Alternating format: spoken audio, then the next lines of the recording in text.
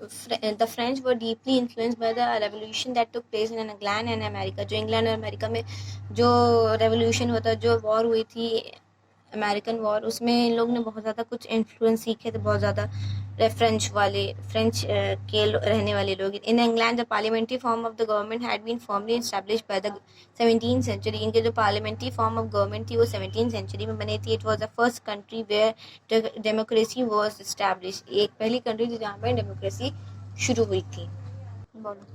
France had also participated in American war of independence. France ने खुद American war of independence में participate किया था. खुद उन्होंने साथ दिया था, खुद भी लड़े थे. When the French soldiers return to their homeland after completing of the war, जब फ्रेंच सोल्जर थे वापस अपने घर आए थे, जो उनकी वॉर हुई थी उसका ख़त्म होने के बाद, they brought with them the ideas of liberty. और जो उसके साथ जब जंग हुई थी उसमें उन्होंने सीख लिया था बहुत कुछ, उनके लिबर्टीज़, उन इक्वालिटी एंड फ्रॉटर्निटी. उनकी जो इक्वालिटी थी, एक बराबर लोग जैसे रह रहे थे, और जिन्होंने जिस चीज़ को उन्होंने किया था उस चीज़ को वो बहुत ज़्यादा सीख के आए थे, उनको समझ के आए थे.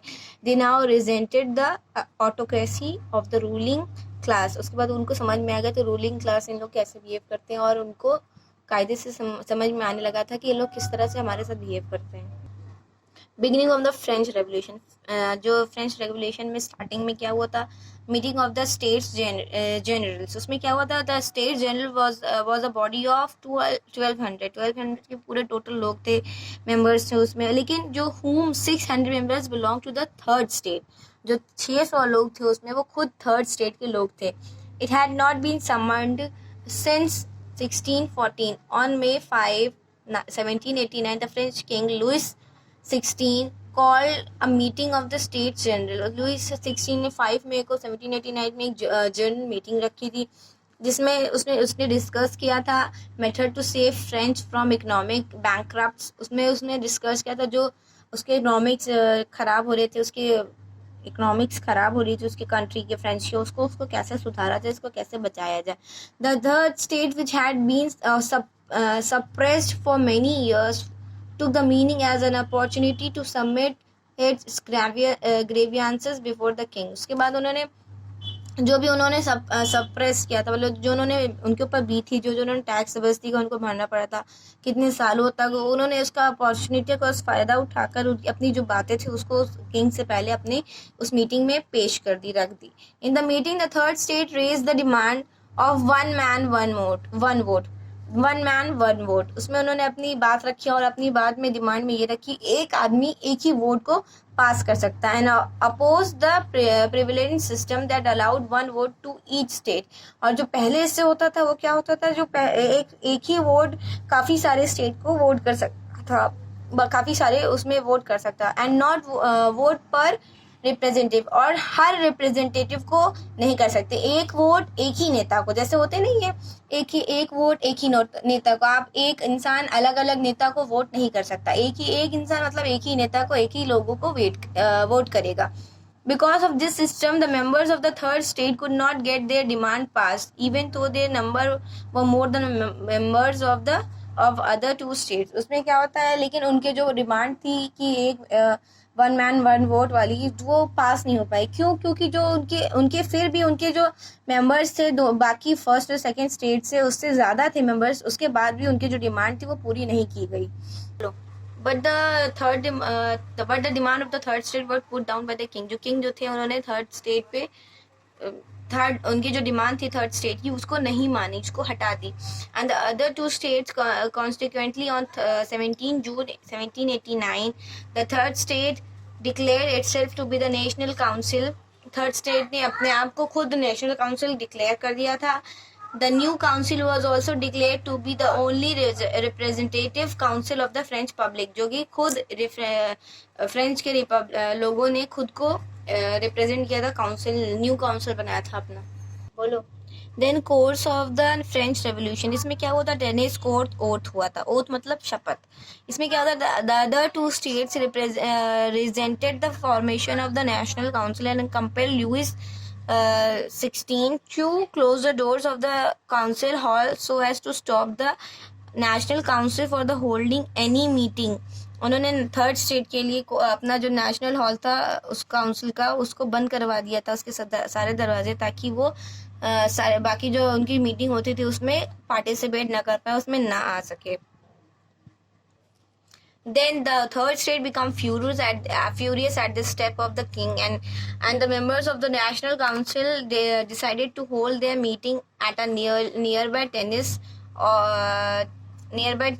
court. उसके बाद फिर उनको बहुत ज़्यादा गुस्सा आ गया इस चीज़ पे देख के, वो बहुत ज़्यादा फ्यूरियस गुस्सा आ गए, और उन्होंने जो नेशनल काउंसिल उन्होंने फिर एक मीटिंग डिसाइड करी, जिसमें वो जो कि टेनिस कोर्ट के अंदर थी, पास थी।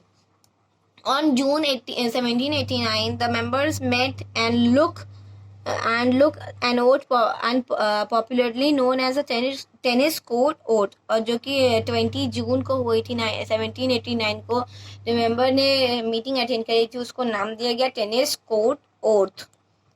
They pledged to stay together and continue their fight till a constitution was drafted for the whole nation। जब तक उन्होंने शपथ मतलब कसम खाई, प्लेज ली कि जब तक ये हम साथ में मिलकर तब तक इस चीज़ पर अड़े रहेंगे, जब तक उन लोग मान नहीं जाते, अपनी जो बात है उनको हम रख नहीं देते, वो इस फाइट को ख़त्म नहीं कर देते तब तक हम मानेंगे नहीं। फॉल ऑफ बैस्टाइल में क्या हुआ था, ये 14 जुलाई 1789 में हुआ था। इसमें कॉमन पीपल ने अटैक किया था बैस्टाइल के छोटे से स्मॉल फोर्ट पे, और इसमें बहुत सारे जो प्रिजनर्स थे जो जेल में बंद थे उनको बहुत ज़्यादा आज़ाद किया गया था। फोर्ट का जो सिंबल था वो ऑटोक्रेसी था और डिस्पोटिज्म था फॉर द कॉमन पीपल। उसके बाद वो जो गवर्नमेंट थी उसको सरेंडर करना पड़ गया था, और जो है उसमें से जितने भी जो प्रिजनर्स उसको आज़ाद करना पड़ गया था। वहाँ पे जो नॉर्मल जो वहाँ के वर्किंग जो ऑफिसर्स थे वहाँ पे बहुत सारे लोग वहाँ पे मारे भी गए थे, और जो इंसिडेंट हुआ था उसको इंसिडेंट को इन लोग स्टॉर्मिंग ऑफ द बैस्टाइल भी बोले जाते हैं। The period 14 July as the national day, जो वहाँ के लोग होते हैं उन्होंने नेशनल डे 14 जुलाई को नेशनल डे मान लिया था। They adopted new three colour flag, उन्होंने 3 तिरंगा कलर का फ्लैग अपनाया था, जिसमें रेड, वाइट और ब्लू कलर का था, जो कि the whole administration was abolished and a new principal government was formed known as the Paris Commune। जो उसके बाद उन्होंने नया एडमिनिस्ट्रेशन अपनाया और new municipal government was formed, उसको जो नई म्यूनिसिपल गवर्नमेंट बनी थी उसको इन लोगों ने नाम दिया पेरिस कम्यून के नाम से। The king had to accept all the demands of the people, और किंग को इनकी जितनी भी उनकी डिमांड्स थी उसको उनको मानना पड़ गया।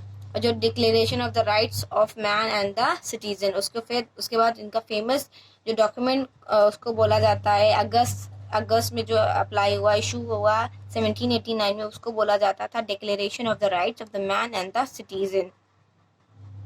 फिर उसके बाद जो हिस्ट्री में उनकी जो फ्रीडम रिगार्ड हुई थी, जो प्रिंसिपल्स बने थे, इक्वलिटी, फर्टिनिटी, सॉल्वेंटी एंड फ्रीडम, उसमें हिस्टोरियन जो पुराने थे उन्होंने क्या उसको नाम दिया डिक्लेरेशन, उसको डिक्लेयर कर दिया as the Bible of modern age की बाइबल डिक्लेयर कर दिया उसको। उसके बाद जो किंग लुइस 16 थे और उनकी जो वाइफ थी मैरी एंटोनिएट, उनको पेरिस ले गया, उनके बाद उनको कैद में रख लिया गया प्रिजनर्स बना के। तो फिर जो वहाँ की नेशनल काउंसिल जो बनाई गई थी उन्होंने जो जितनी भी सुप्रीम पावर्स थी वो कॉमन पीपल के हाथ में दे दिया। उसके बाद जो किंग जो था वो बहुत ज़्यादा उसकी कमज़ोर, उसकी सारी पावर जो है छीन ले गई थी, वो बहुत ज़्यादा कमज़ोर हो गया था।